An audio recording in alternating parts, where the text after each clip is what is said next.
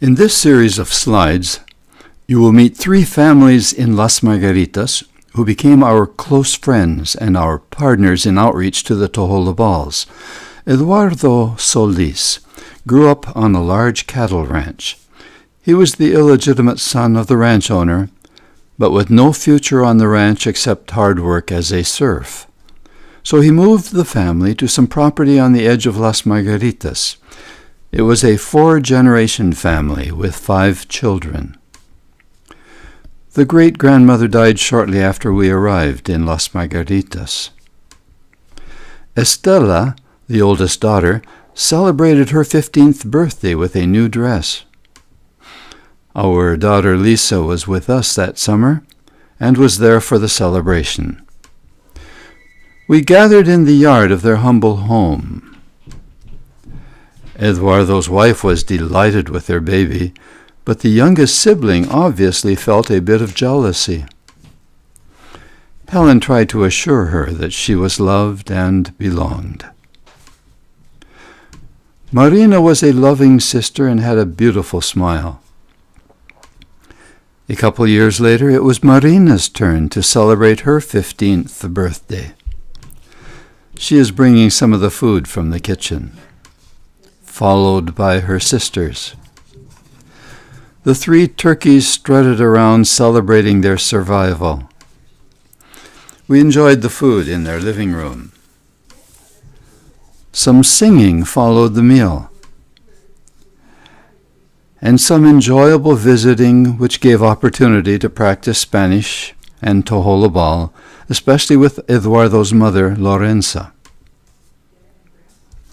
They are an impressive family, very poor, but with loving relationships and a happy spirit.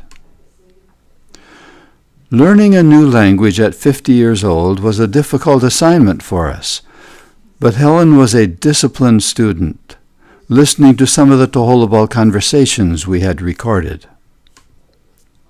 Marina was her main Tojolabal teacher, helping her produce Tojolabal materials.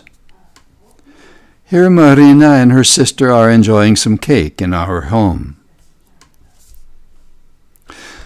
Another special Tojolabal couple was Francisco Gomez and his wife Candelaria. Francisco and his 2 brothers and mother were some of the first Tojolabal converts of the Wycliffe Bible translator missionaries. They and the missionaries were chased out of the village of Jotana and became refugees in Las Margaritas.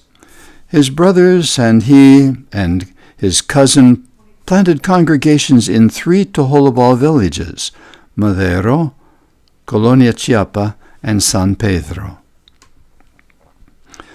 They lived on the west edge of Las Margaritas and had 2 sons and 2 daughters. Their oldest son was married and was living as a worker on a large cattle ranch. Their daughters definitely look like sisters. The youngest daughter made some money with her sewing machine. And with her boyfriend, they were an attractive couple. Francisco had some farmland on which he grew corn and beans for the family. He plowed it in the springtime with his team of oxen. He didn't burn off the old corn stalks, realizing that they would provide additional mulch for the ground. It was slow and difficult work, and a good harvest was never guaranteed. He also owned this cart, which the oxen pulled when he brought in the harvest or a load of firewood. He was proud of the results of his hard work. Francisco was my faithful travel companion to all the Tojolabal villages. He was a fervent preacher and sang quite well too. His wife, Candelaria, was a soft-spoken and kind woman. One day they invited us to go on a hike in the hills south of Las Margaritas. We climbed up the hillside with the young people leading the way. At the top we gathered for a photo. From it was this view of a lovely little valley. The clouds were spectacular too. Their daughter posed on the highest rock like a Mayan queen. Francisco and his brother Eduardo did some Tojolabal language recording for us.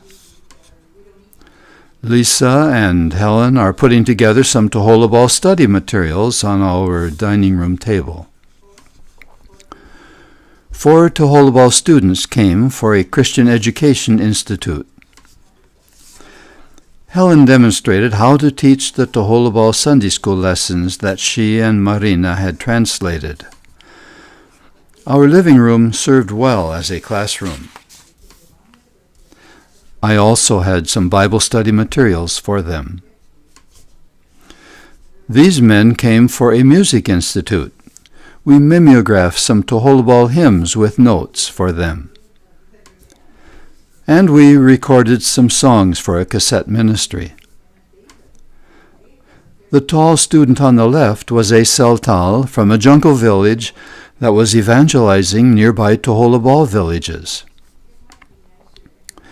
Part of the living room had been partitioned off, and it served as my office. Language learning and literature production were our priority tasks.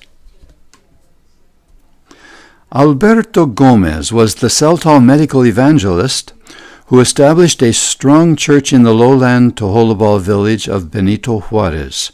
His wife, Virginia, was a Tojolabal. They decided to move to Las Margaritas to give a better opportunity for education for their 6 kids. He continued his medical work in Las Margaritas and quickly built up a good reputation. His wife was very short, quiet, and a good mother. Here she poses with a neighbor and their children in front of their kitchen. For the 15th birthday party of their oldest daughter, Adela, they held a worship service in their home. She dressed up like a princess. She was accompanied down the aisle by her brother. Following the service, we took this formal photo of Adela with Pastor Antonio and her parents. Some of the Tojolabals living in Las Margaritas began gathering in Alberto's house for Sunday worship services. Their visitor this day was Don Scout from the San Cristobal Mission House. Pastor Antonio and the consistory officially appointed Francisco and Alberto to be president and preacher for the new Tojolabal mission, and they promised their faithful service.